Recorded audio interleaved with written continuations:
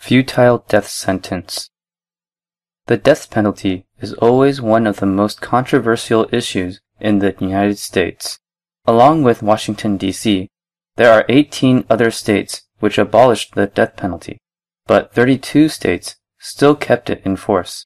Recently, a federal judge ruled that California's death penalty is unconstitutional since it violated the prohibition against cruel and unusual punishment of the Eighth Amendment. The majority of death row inmates have actually never been executed, so basically the death penalty has been quietly transformed into lifetime in prison, with a remote possibility of death.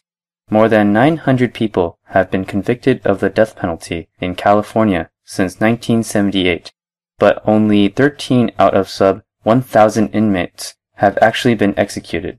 40% have been on death row longer than 19 years.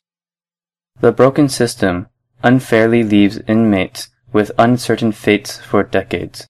U.S. District Judge Cormac Carney wrote in his 29-page ruling document, "The dysfunctional administration of California's death penalty system has resulted and will continue to result in an inordinate period of delay preceding their actual execution."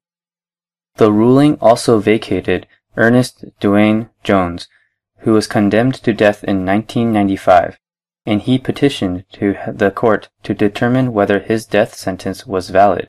Carney wrote, "Allowing this system to continue to threaten Mr. Jones with the slight possibility of death, almost a generation after he was first sentenced, violates the Eighth Amendment's prohibition against cruel and unusual punishment.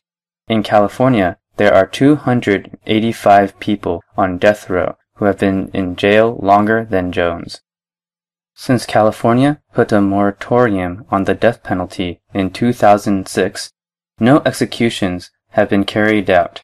4 years later, the state sought to execute a man who raped and murdered a 15-year-old girl, but it was blocked by state and federal courts over concerns about lethal injections. Clearly, there is a crisis coming. Many people have come to realize that there is a problem with hundreds of people on death row and hardly any executions. However, the unusual situation in California will not affect death penalty cases in other states, nor will it be a headline under national attention. No matter whether you support the death penalty or not, it is time to replace California's death penalty of lifetime in prison without possibility of parole with a new system. Many people do believe that it is the best way to keep those convicted killers behind bars until they die, without wasting tens of millions of tax dollars every year on needless appeals. Yet, keeping these convicted death penalty criminals in jail for the rest of their lives also costs tax dollars, doesn't it?